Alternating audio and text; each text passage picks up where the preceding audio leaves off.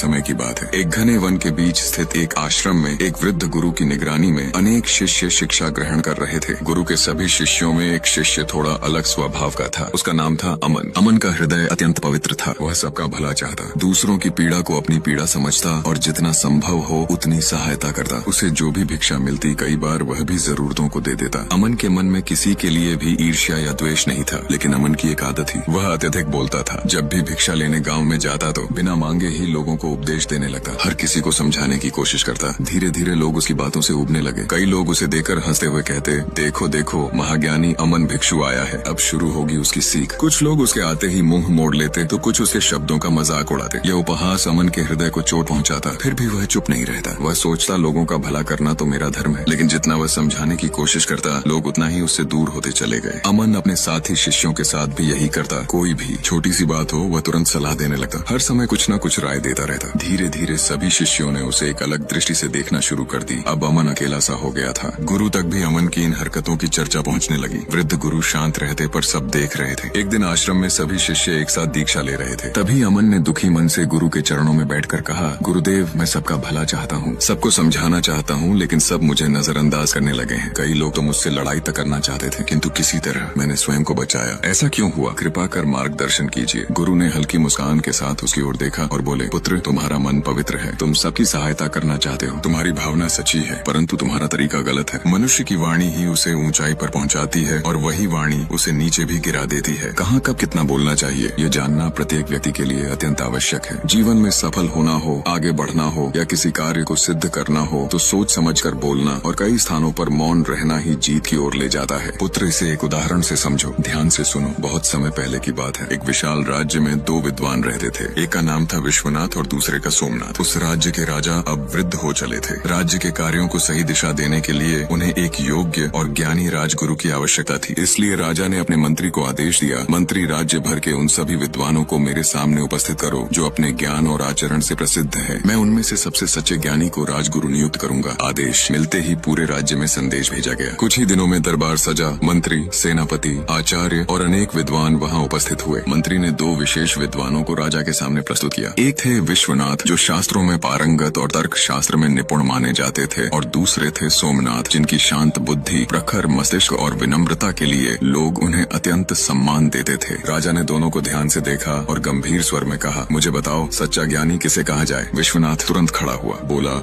महाराज सच्चा ज्ञानी वही है जो शास्त्रों का गूढ़ अर्थ जानता हो, जो तर्क में प्रबल हो, जो हर प्रश्न का उत्तर दे सके।